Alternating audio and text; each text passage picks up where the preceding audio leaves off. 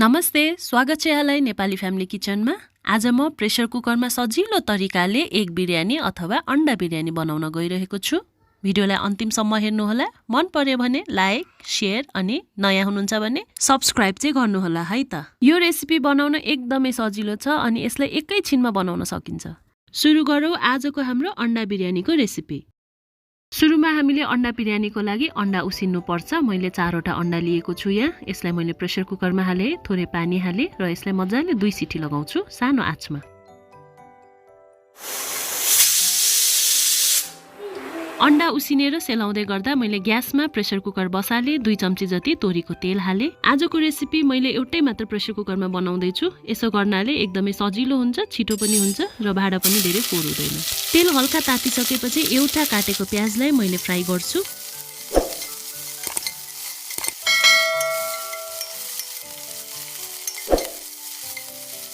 यतिको ब्राउन भएर फ्राई भइसकेपछि हामीले प्याजलाई निकाल्नु पर्छ। कुकरबाट निकालिसकेपछि पनि प्याजको कलर अझै ब्राउन हुन्छ। अघि मैले उसिनेको अन्डा तासिसकेको छु। अन्डामा मैले थोरै बेसार अनि थोरै नुन हालेर मजाले दले। मैले 4वटा अन्डा उसिनेको थिए, तर एउटा अन्डा भने मैले सानो बेबीको लागि यो मसला नहाली दिन लागिरहेको छु। अब अघिकै कुकरमा थोरै तेल थपेर मैले त्यसमा अन्डा फ्राई गर्दैछु। यसरी उसिनेको अन्डालाई तेलमा फ्राई गर्यो भने बिरयानीमा एकदमै मिठो स्वाद आउँछ।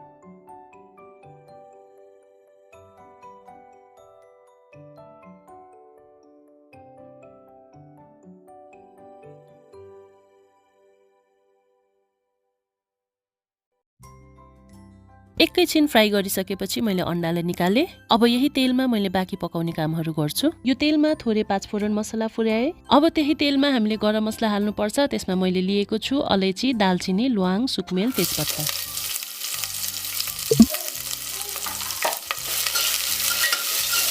त्यसपछि मैले एउटा मिडियम साइजको काटेको प्याजलाई हाले। यसलाई मजाले चलाउनु पर्छ। प्याज एकैछिन फ्राई भइसकेपछि मैले हाले आधी चम्ची बेसार, 1 चम्ची नुन, 1 चम्ची जिराको धुलो, आधी चम्ची धनियाको धुलो, आधी चम्ची गरम मसला, 1 चम्ची बिरयानी मसला। बिरयानी मसला छैन भने नहाल्नु भए पनि हुन्छ। मैले 1 चम्ची अदुवा लसुनको पेस्ट पनि हालेको छु र 3वटा जति ठुलो साइजको टमाटरलाई काटेर हालेको छु। यदि तपाईँ दही हालेर पकाउन चाहनुहुन्छ भने टमाटर एकदमै कम हाल्नुपर्छ। टमाटर र दही सँगसँगै धेरै हाल्यो भने बिरयानी अमिलो हुन जान्छ। सबै नुन, बेसार, मसलालाई राम्रोसँग चलाउनु पर्छ र एकैछिन ग्यासको सानो आँचमा प्रेसर कुकरलाई बिर्को लगाएर पकाउन छोडिदिउँ। कुकरको बिर्को खोलिसकेपछि मैले 6 घण्टा भिजाएर उसिनेको कालो चनालाई 1 कचौरा हाले। यो सबैलाई मजाले मिक्स गर्नुपर्छ। केही समय मजाले चलाएर पकाइसकेपछि अब हामीले 1 मुठी पुदिनाको पत्तालाई हाल्छौँ। यसलाई मजाले चलाउँछौँ।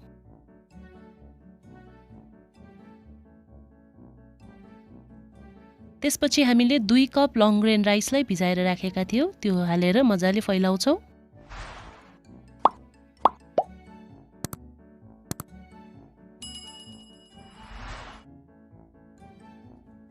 चामलको माथि अघि हामीले उसिनेर फ्राई गरेको अन्डालाई राख्छौँ।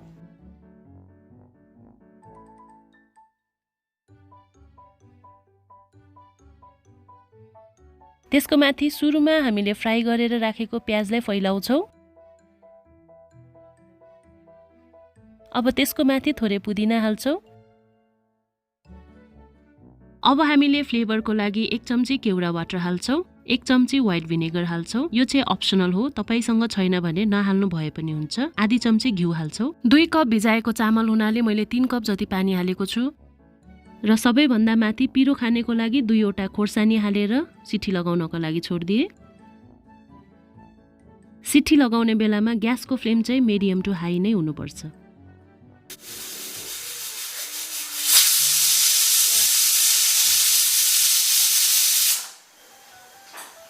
प्रेसर कुकरमा 2 सिटी लागिसकेपछि सिटी सेलाउनलाई छोडिदिए। यसमा भएको सबै हावा आफै निस्किसकेको छ।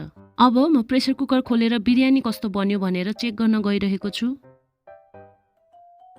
यो पाकेको बिरयानीलाई पुन्युले मजाले चलाएर हेरौ है त।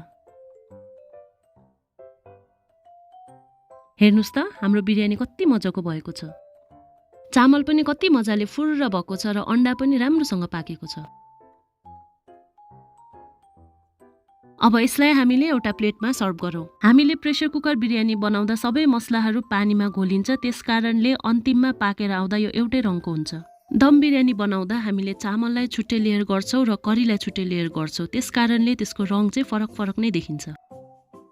तपाई पनि यस्तै छिट्टो अनि मिठो प्रेसर कुकरको अन्डा चना बिरयानी बनाएर आफ्नो साथीभाइ तथा परिवारसँग खाएर इन्जोय गर्नुहोला। तपाईलाई आजको हाम्रो भिडियो कस्तो लाग्यो? मन परेमा लाइक, शेयर र नयाँ हुनुहुन्छ भने सब्स्क्राइब गर्न पक्कै पनि नभुल्नुहोला। साथसाथै नेपाली फ्यामिली किचनको फेसबुक, इन्स्टा र टिकटक पेजलाई पनि फलो गर्नुहोला। यस्तै छिटो अनि मिठो रेसिपीको फेरि पनि अरू भिडियो लिएर आउने नै छु। तबसम्मको लागि बाई बाई।